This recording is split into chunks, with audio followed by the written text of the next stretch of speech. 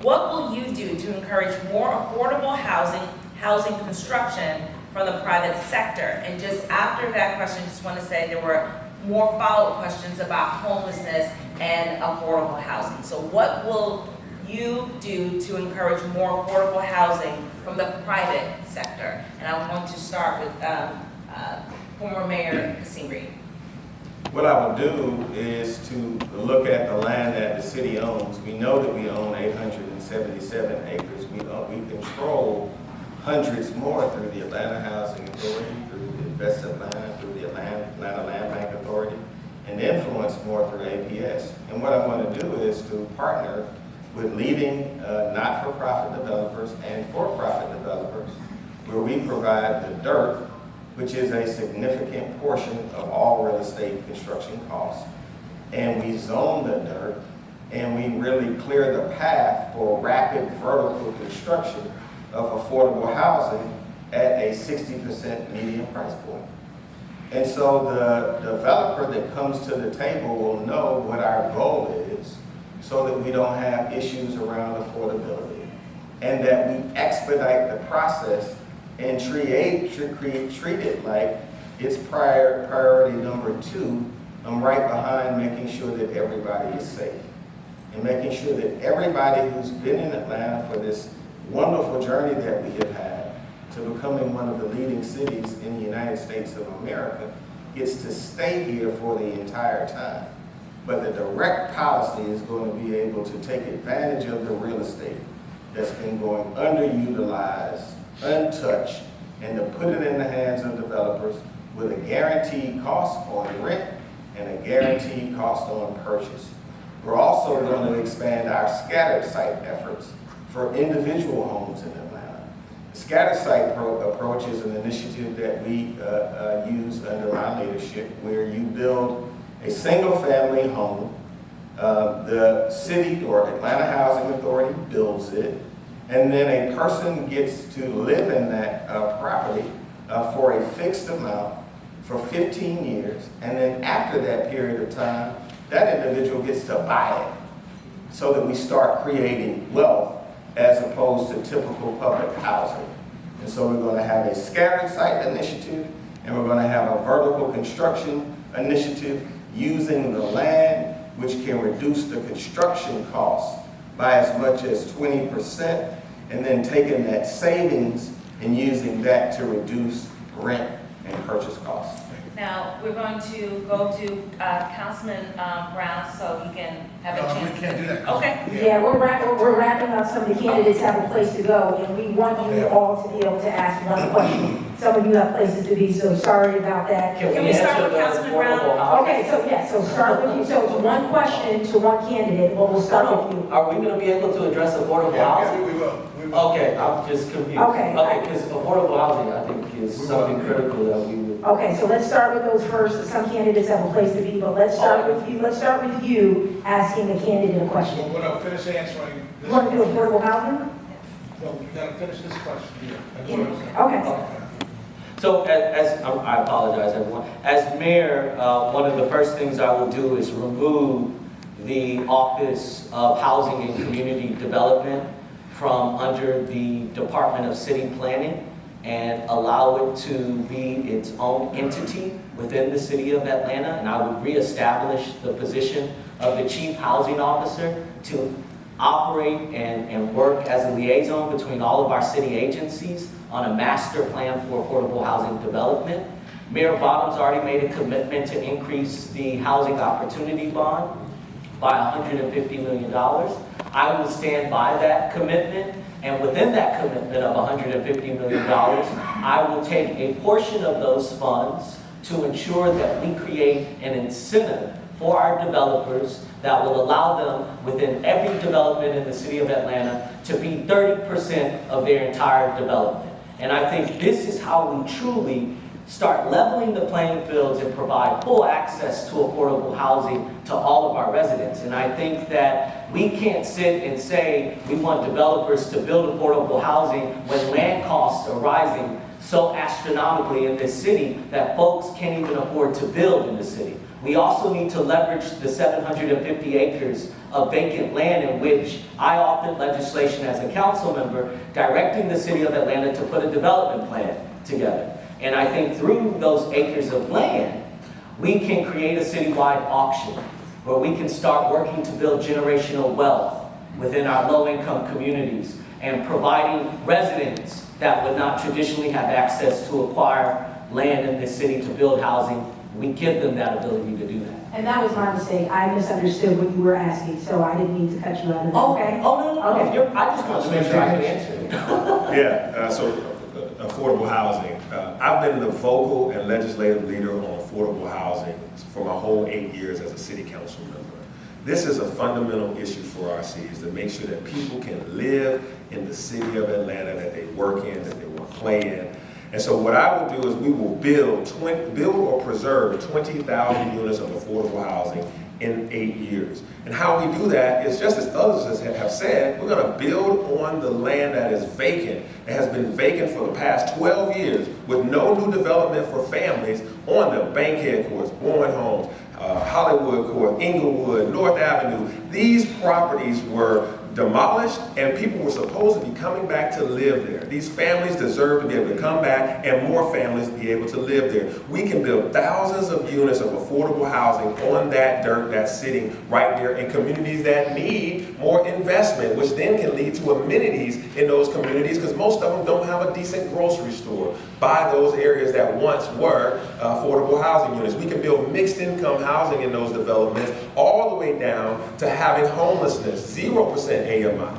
Yes, we're going to be at 60% AMI and below, but we want to also make sure that we have opportunities for the unsheltered population. We will do this by having $10 million in our general fund set aside for affordable housing and a new revenue stream. Income to come into the city for affordable housing. That can either be through a parking tax, that can be through construction, 1% for construction, and anti-displacement, making sure that seniors can stay in the city of Atlanta due to tax freezes, and more to come on that. You can check it out on our website. Council President Moore. Right, so there are two issues. There's affordable housing and housing affordability. We talked a bit about housing affordability, making sure people are able to make wages that they can even afford the housing. But on the affordable housing, of course, the city-owned property, land bank authority property, the AHA property that's been sitting vacant for well over a decade, those are opportunities where we can build density and we can have a variety of people who can live there. Yes, we can use some of those for those who may be unsheltered or need to be rapidly rehoused. We can get those at 50% below of area median income, but we really need to make sure that we're doing workforce housing so our employees can afford to live in the city and other businesses can afford to live in the city as well. So we need to have a variety of spectrums, and we need to build it densely because we need to have more density. And I want to say this about density: we can do this on our major corridors, on our city-owned property, without these proposals that are out there to disrupt the character of our single-family neighborhoods. We can build more units and put more people in those units at an affordable cost. And so those are some, if not all, of the ways that we can address affordability in our city. So we have 10 minutes left. We have to get them out of here at 11 o'clock as promised. So now, This is my favorite part. One question to one candidate. One question to one candidate, and then we will pretty much wrap this up. We know you all have tons more questions, but one question to one candidate. well, Councilman Brown has to go, so we'll just let him do closing statements, and then the three of you. Yeah, I mean, we really all have to go. I mean, the forum starts at 11, but that's nonetheless, but I'm down whatever you guys want to do. Okay, one question to One candidate, Councilman Brown, go ahead. I would ask a question to former Mayor Kasim Reed. You know, my car was stolen, and it was stolen by 4 young kids, probably ranging between 7 and 14 years old. And, you know, I would have never thought in a million years that they would get into my vehicle and start my car and take off with my car. And the first thing I asked the major when he came, I said, would it matter if we had, you know, more officers on the streets of Atlanta? Would that have stopped this crime from happening? And he said no. He said it wouldn't have mattered, he said they probably would not have gotten as far had we had more officers on the streets of Atlanta. But he said it wouldn't matter. So I wanted to get your thoughts on, is there a way we can evaluate the current police force in determining how many officers are operating and doing administrative tasks or community-oriented tasks, in which we could evaluate and determine how many officers we can put on the streets of Atlanta that could be doing other things than what they're doing, than just immediately putting more officers on the streets? I just wanted your perspective around that. Respectfully, Antonio, that's probably why that major is a major and not a chief. If you talk to the people that are responsible for the entire city, they know that we're at the lowest level of police officers that we've been in more than a decade. And 155 people are dead. They were murdered. And help is not on the way because we're understaffed. And so now you had a person who was put on hold, who had been shot, and help isn't on the way. And it's not the police officer's fault. It's because somebody thought it was appropriate to let the police force decline and atrophy to the point where it is today. During my administration, we hired more than 200 officers 6 out of 8 years.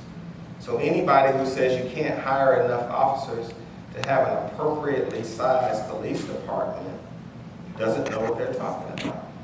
And so I think we can have a conversation about how we distribute officers through the city of Atlanta. I think that we definitely need a surge in humanity and other programs that are focused on young people. And we need to focus on repeat offenders. I think we need to open our jail. I think it was terrible policy to close the jail in the middle of a global pandemic. I think that there are 550 repeat offenders who are committing 30 to 40% of the crime, and it destroys police officer morale when they go out and risk their lives to arrest people, and then they're rotated out right through the jail. So you and I are on the different sides of this conversation, and because of your lived experience, you have a different feeling about law enforcement. But my lived experience is having run Atlanta for 8 years every single day and making it the safest city that it had been in 40 years.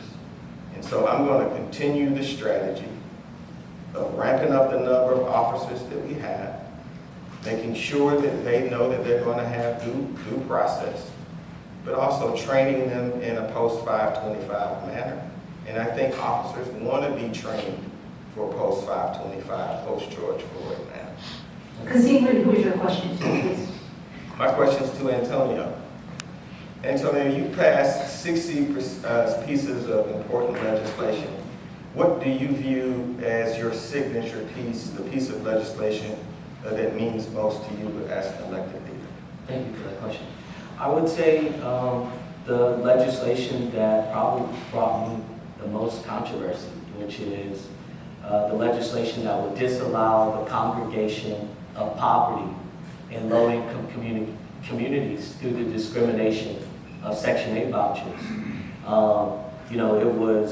It was a long and hard fight because of the enforcement mechanism that needed to be in place to be able to allow a piece of legislation that significant to be able to be administered through the city of Atlanta. But it's the piece that I'm the most proud of, because if we do not stop congregating poverty in Atlanta in concentrated black areas of this city that are low income, we're going to never become a city that this great international city we talk so much about. We'll never be that black Mecca. We'll never be a city too busy to hate when some of our most struggling residents in this city are being congregated in black poor communities. Andre Higgins, who is your question to, please? We gotta get out of here because we got another thing to go to, so I'm not gonna. Felicia Moore? Well, my question will be to former Mayor Christine Reed. You talk about the 8 years that you served in office, and as a result of those 8 years, we have a cloud of corruption that's over City Hall. Our airport was under threat of being taken over. The #1 issue was corruption. I just recently saw a press conference about the Buckhead City movement, and they mentioned corruption. So tell us how, if you are mayor again, with all of the trials that are to come next year, indictments that probably will still come down, investigations on your campaign that are going on, and subpoenas that are yet to be meted, how you are going to lead a city when in fact the corruption is still following you, still hanging over you, and we have efforts that can threaten our airport,